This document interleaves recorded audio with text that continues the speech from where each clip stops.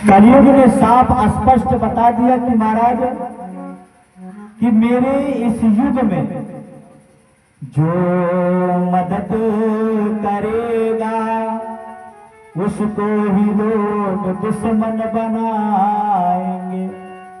क्योंकि कलयुग को जैसे ही राजा परीक्षित ने शरण दिया कि जाओ तुम्हारा सोने में विवास होगा, तो स्वयं सर्वप्रथम किसको पकड़ा? कलयुग ने राजा परीक्षित को ही पकड़ लिया। जैसे कलयुग ने कहा कि भैया या मेरा ये जमाना है कि जिसको अपना समझोगे वो ही धोखा देकर चला जाएगा। किसी को अपना समझने वालों उम्र भर की सजा दे जाएगा।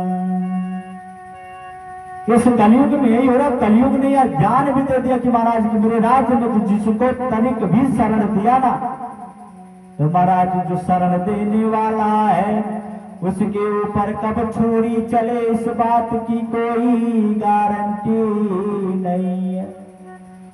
क्योंकि अगर आपने किसी का मदद किया ना, तो जैसे ही अगर वह उस लायक हुआ ना, तो आपके जो है एहसान का बदला महाराज दुश्मनी से निकालेगा। याद रखना। राजा परीक्षित जी आगे बढ़े तब लोग जो है एक ऋषि के पास गए जल लेने के लिए कि प्यास उनको लगी, तो वह ऋषि समाधि में थे, उनकी बातों को वो सुन नहीं पाए। सामने एक तक्षक नाम का सर्प मरा हुआ था ना, उठा करके उस ऋषि के गले में डाल दिया, ऋषि का अपमान कर दिया।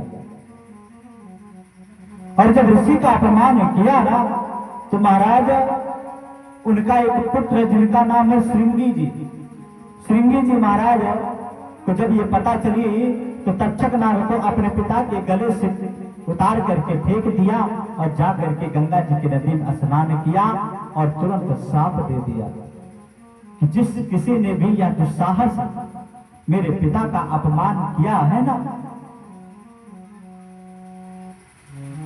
उसकी मृत्यु ठीक 7वें दिन हो जाएगी।